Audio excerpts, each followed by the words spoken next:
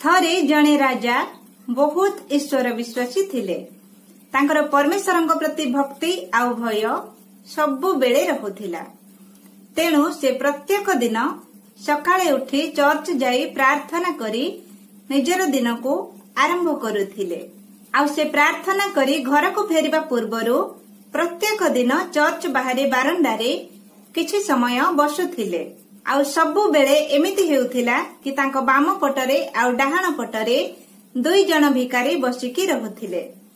डाहाण पटरे जे भिकारी बसुथिला से सबु बेले कहुथिला, हे प्रभु तुमे ए राजा को बहुत किछि देइछ, तेणु मते भी किछि दियो। हेले बाम पटरे जे भिकारी बसुथिला से सबु बेले कहुथिला, हे राजा तुमको प्रभु बहुत किछि देइछंती, तेणु तुमे मते भी किछि दियो। आउ ए सबु प्रत्येक दिन चलीथिला। ए सबु को राजा किछि दिन पर्यंत एमिति अणदेखा करी चली जाउथिले। डाहाण पटरे जे भिकारी बसुथिला से सबु बेले प्रभु को मागुथिला, आउ जे बाम पटरे बसुथिला से सबु बेले राजा को मागुथिला। एमिति बहुत दिन पर्यंत चलीला। आउ राजा ए सबु को अणदेखा करी चलिले। हेले प्रत्येक दिन तांकर एमिति कथा शुणी शुणी थरे राजा भाबिले किछि त करिबाकू हेबो। आउ दिने से महल को फेरिबा परे तांकर जणे विश्वस्त मंत्री को डाकी ए सब विषय रे कहिले। आउ तांको कहिले, मोर कोन करिबा उचित हेबो।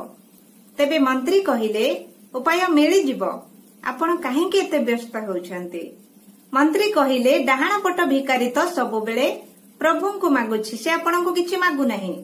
जे बाम पटर भिकारी से आपण को मागुछि, तेणु मो मतरे आपण बाम पटर भिकारी को जदि किछि सहाय्य करिवे ताहेले बहुत भलो हेबो। आउ राजा को भी ए कथा ठीक लागिला। तेबे राजा कहिले, ठीक अछि, तुमे आजि ही किछि स्वादिष्ट खीरीर व्यवस्था करो। आउ से खीरी नै कि तुमे से बाम पटरे बसुथिबा भिकारी को खाइबा को देई दियो। आउ सुनो, से खीरी भितरे किछि सुनार कॉइन पकेकी ताकू देबो। तार किछि उपकार हेबो, मु ताकू किछि सहाय्य करिबाकू चाहूछि। तेबे मंत्री कहिले, ठीक अछि राजा।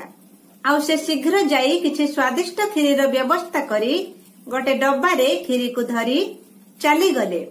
आउ से बाम पटर भिकारी को देले। आउ सेथिरे से किछि सुनार कॉइन भी पकेइथिले। मंत्री ताकू कहिले, तुमे सबु बेले राजा को किछि दियो बोली मागुथिल, तेणु राजा तुम पई ए स्वादिष्ट खीरी पठेइछंती, खाओ आउ